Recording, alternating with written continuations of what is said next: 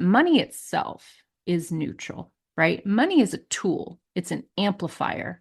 So money amplifies the power of the person who has it, right? If you have more money, you can do more of whatever it is that you do.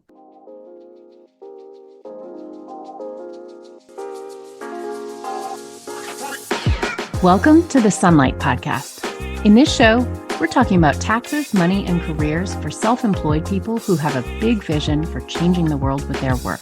I'm your host, Hannah Cole, artist, tax pro, and the founder of Sunlight Tax. If you're a creative or soul-centered entrepreneur or wellness practitioner who wants to grow your business sustainably, manage your taxes, and build a stash of fuck you money so you can control your time and have a bigger impact with your work, you are in the right place.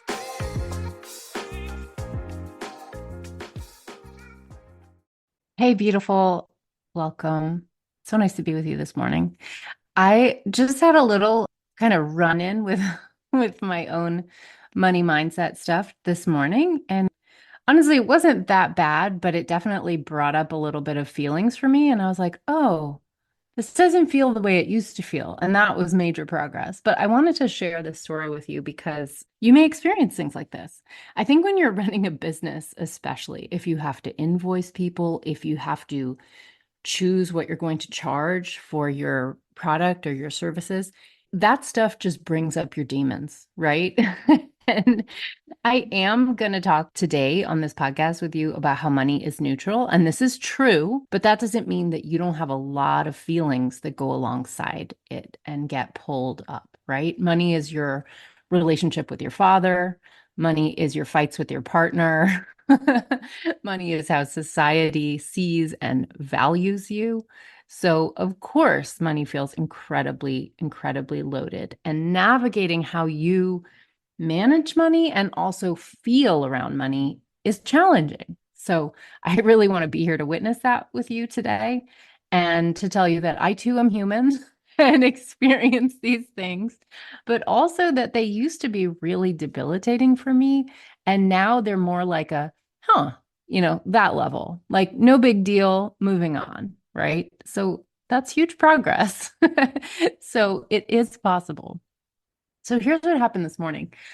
I had a message on Instagram from a perfectly lovely human being, as almost everyone I interact with on Instagram is. And they asked me, if they could ask me a question about a certain type of transaction, right? Probably that's a request for like a quick free answer, right? There's nothing wrong with the request. It's my job to say yes or no, right? But of course, a lot of us, especially if you're socialized as a girl, as a woman, you probably feel when you get a request that you're supposed to say yes, right? It probably already kind of digs at you and makes you feel like, ooh, I want to be nice. I want to be kind. I want to be generous. And you feel like if you draw a border there, that somehow you're not kind or nice or generous, right? And I think that is why money can feel so triggering because it brings up those feelings of, I'm not kind, I'm not nice, I'm not generous. Or if you do go in the direction where you give stuff away for free, you might feel exploited or nobody values you, or you are always never going to get ahead because everybody's always asking from you, right? We hold some personal responsibility for setting our boundaries, and boundaries are fucking hard, right? A boundary is not a thing you just state in your mind. I mean, that's the first step, but you have to say it out loud. And not only that, you have to constantly revisit it, adjust it, restate it. So they go on and on. I think probably being a parent has taught me more about boundaries than anything, like realizing that my kids, especially little kids, like they actually feel more safety when you give them good boundaries, right? They understand when you, and so I got a lot of practice as a mother, just saying over and over again what the boundaries were. You don't run into traffic. You don't eat candy bars for breakfast. We aren't going to watch 6 hours of television. I am not going to let you have an Instagram account. These are, I'm constantly negotiating boundaries as a parent. And I think it's made me sort of realize, one, that they're very necessary, two, that they can be very, very loving and create safety for the other person. So boundaries are, they're not just good for me, they're good for the people receiving the boundary. So anyway, this person just asked if they could ask me a question on Instagram. And a lot of times, I've probably trained people to ask me for stuff on Instagram because a lot of times I go ahead and just answer, right? A lot of times somebody will have a question, and if it's relatively quick and I'm kind of feeling in a good mood, I will totally just answer them, right? So today I didn't feel like that, right? I had kind of a hard weekend. We had some family stuff that happened. We had some pet deaths, three pet deaths, another bear, and just some hard family stuff that I was dealing. And this Monday morning was not my greatest, and I wasn't feeling my best. So I received this request, and I basically wrote back, and I was like, "You can ask me, but depending on the level of detail, this is my booking link, right? Here's the link to book a consult with me. Of course, that's a paid consult, right? So of course the person can ask me, they can see if I'll do it for free. They can book a call, which is guaranteed. And I had a moment of guilt after I set that boundary, right? I was like, oh, a lot of times I do answer those things. I didn't today. I felt a little guilty about it. And then I stopped myself. I was like, you know what? That's what it is to get free stuff, right? I say this when I give, if you're listening to this when it comes out on Tuesday, a week ago, I gave a free class. And in that free class, I kind of set the parameters. In fact, I set the boundaries, right, for what I do and don't do right at the beginning of the class. And one of the things I say, and I think it's really important, is basically like, this class is not for you if you're going to be mad at me for talking about my paid program at the end. And then I go further, right? I could leave it there, but I don't. I say, this is really important because it's important to me, and I give stuff away for free very generously. I have a podcast that you're listening to right now for no money. I have a podcast. I have tons of free resources on my website. I have a free class about how to file this new mandatory report with the Financial Crimes Enforcement Network. I have downloads. I have all kinds of stuff I give away for free, right? Tons. And I feel great about that and I love it. But part of the reason that I feel great about it and I don't feel exploited is I have a very clear line about where the paid work begins, right? If you want to take up my time one-on-one, if you want to have a spot on my calendar, which I live by and run my days by, you have to pay for that, right? I'm not putting anyone on my calendar without a dollar exchanging hands. And I've really simplified my business to the point where I have one program. And when you're in my program, you get everything. And this is awesome for me because it simplifies my life. And what it means is I just put all my very best stuff, all the sort of hard work, outlines I write and new courses I design, all of it goes first to my paying clients, the people who are in my program. Right. And that feels great to me because then inside that program, especially because I don't have too many types of work I do, I have this one program. It means if you're in the program, you get all the stuff, you get all the good stuff, right? You kind of get the best of my brain. And it also means I prioritize you. If you ask me a question, I'm going to answer it, So, and also just to be clear, because I don't want to be unclear, like I still, even if you're in my program, I don't just answer questions for free or without, the proper paperwork that honestly is required when you're asking an accountant for tax advice. You have to sign a document saying, I understand the nature of this and I agree to the conditions. But basically, so yes, even when people are in my program, they do still pay for one-on-one time. And I still think that that is very fair and very reasonable. And in fact, in my program, people access my one-on-one time for half the price that people who are coming from the outside and just want to ask me a couple questions, that's a separate, I charge them the most. And I also think that's fair, right? I've really thought about what I think is fair, both to the person receiving the value of what I offer and also what's fair to me. So anyway, to circle back to my story, I said, basically, it wasn't a no. I just said, like, I'm not going to just do this for free. Here's my paid link. If you care enough to pay for it, here's the link, and you can absolutely do it that way.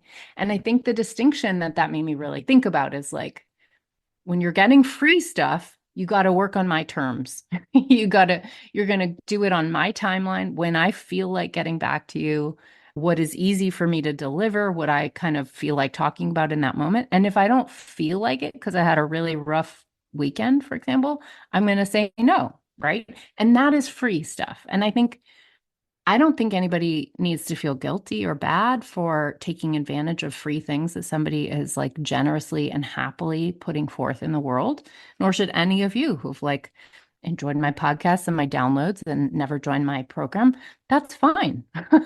I have no judgment there. And I love that. And I welcome you. That's so nice. The thing is just like, to me, where I am able to really have an attitude that continues to feel generous despite all that free stuff is that I have a paid program where I feel that I am paid fairly. I'm paid enough. And I deliver my very best stuff into that program. And people in that program are the people in my world who I will say, yes, I will make time. Let's get that on the calendar. Right.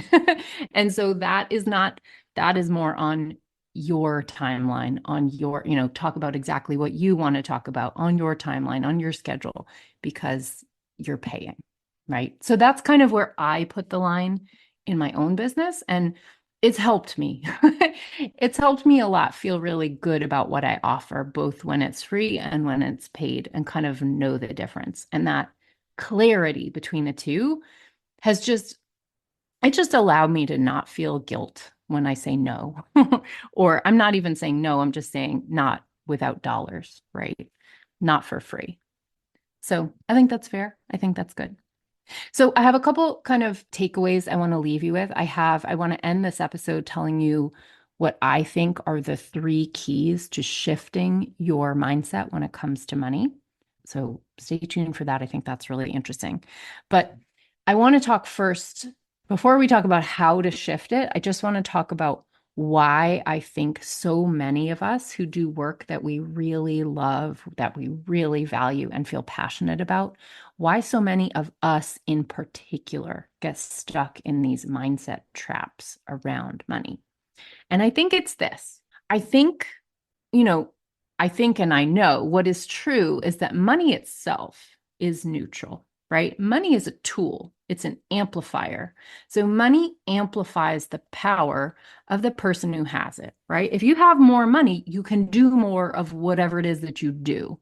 You know, that might be buying a lot of shoes. It might be serving a lot of clients. It might be getting your message out to a broader audience. It might be creating a product that is more refined and made of finer quality materials, right? It could be any number of things, and it could also be abject evil, right? You could commit evil with money, and there are people who do that. I think what's important to understand is it is just an amplifier. And if you are good and ethical and passionate and behaving ethically already, money will help you do more of that. If you're a jerk and you don't care about people and you are behaving unethically, money can help you do more of that, right? Like, I'm not advocating that. I'm just saying money itself, money is not the bad thing. It's people being people, right? People gonna people. So what I think happens to people who are particularly passionate about what they do, who have goals where the money itself is not the goal, it's the excellence of your work or your passion for the kind of work you do that is the goal, and money is a little bit secondary. I think we tend to operate around people who are like us. And so it becomes a norm. We start to see people around us who also have disordered views about money, who don't see it as neutral. And a lot of times I find in clusters of people like us who are really values forward, we tend to perpetuate ideas very subtly sometimes that money is not neutral, but in fact, money is evil or bad. And people with money are bad. And that is the danger. That is the thing I want you to be aware of. I want you to note when it happens in your life, because that is where you screw yourself. Money can help you, right? Money is not itself good or bad. It's neutral. You are good or bad, and you can do good and you can do bad with money. That's up to you. Money is simply power. It's amplification. Okay. The same way, like, you don't think of like a hammer is also a tool, right? We don't go around thinking that hammers are morally corrupt or people with hammers are bad, right? Now, a hammer is the same as money in that you can build a house with it. You can do amazing, wonderful, productive things with a hammer. You can also ruin things with a hammer, right? You could hurt someone. You could destroy a car or a house with a hammer, right? The hammer is still neutral. It's the person holding the hammer who is, acting with its force upon it, and the hammer amplifies that force. So, the thing I want you to really understand is if you shift out of feeling that money is neutral, if you don't see it as a tool, if you actually get out of balance where you think of money as negative, you will make decisions in your everyday life that work against your ability to have money or to advocate for yourself so that you have money. Think about it. If you have a sneaky back of your mind suspicion that people who have money are a little bit bad, are you really going to walk into a salary negotiation and really advocate for yourself when it comes to that salary negotiation piece? You're not, right? If you are trying to raise your prices with your clients because you're feeling overworked and burnt out and your phone is ringing off the hook and you can't do it at the level of money that you're currently bringing in, that is a clear sign that you need to raise your prices. But if you are stuck in the belief that, raising the prices is somehow morally corrupt or somehow exploitative, then you're not going to do it, right? Now, I'm here to tell you, when you raise your prices, it is going to bring up your money shit. That is natural. That is normal. But I'm trying to coach you through how you can get to the other side of that without having to sacrifice your own financial safety. Okay. So I just want you to really understand the neutrality principle, thinking of money as a tool and as something that is neutral and an amplifier.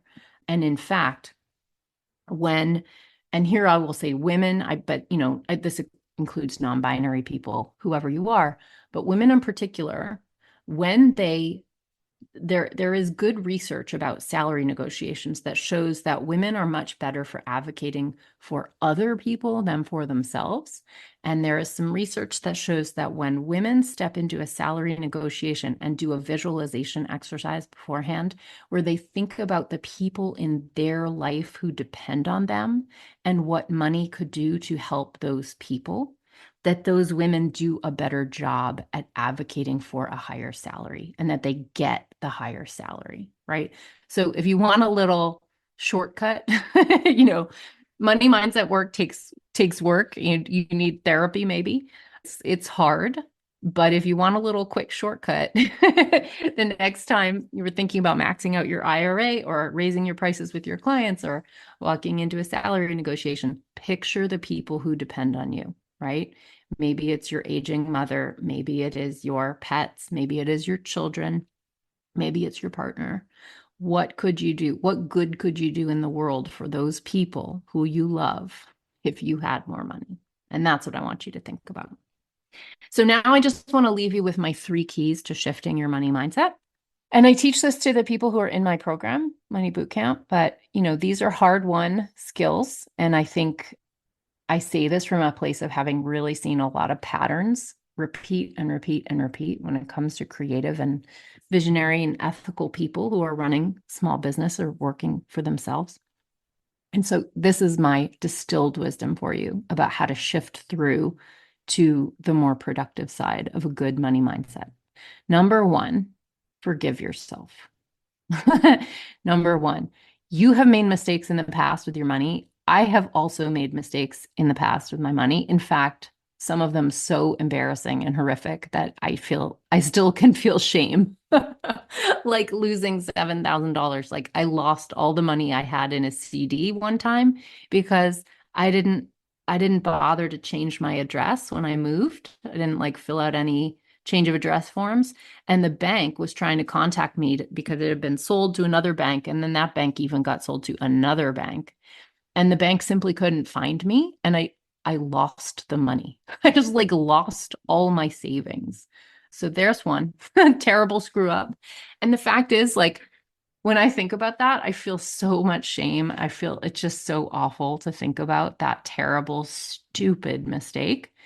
There is nothing I can do about it. And so I'm going to say to you what I also have needed to hear for myself.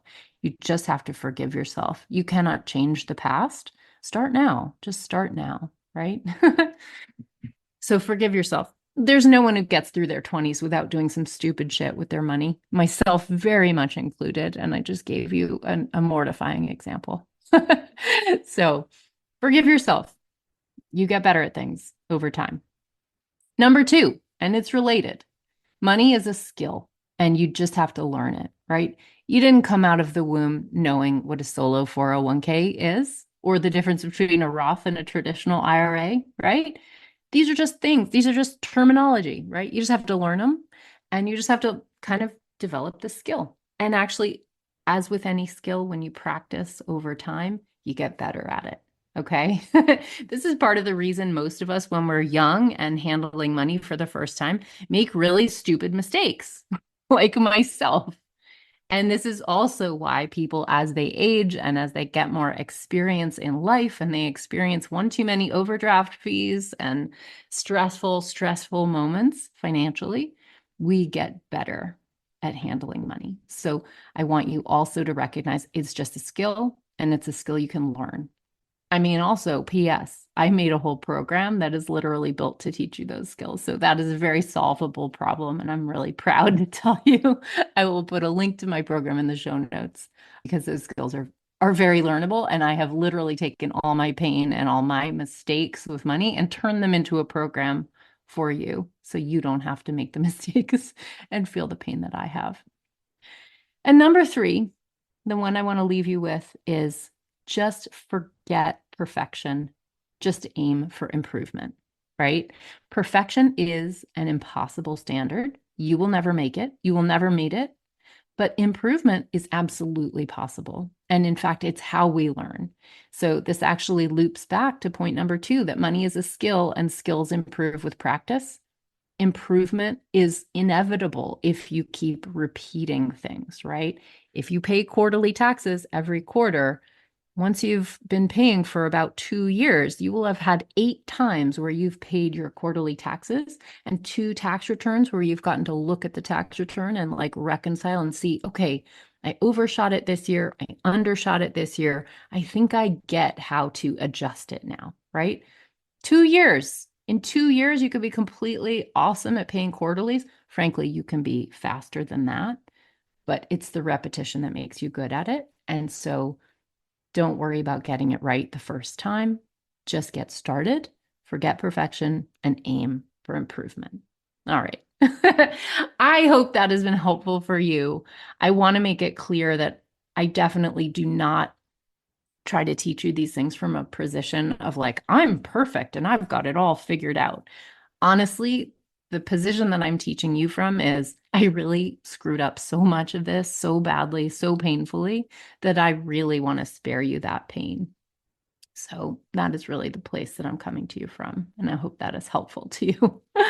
And if you are listening to this episode comes out on the final day of my launch. You may be paying attention to that. You may not.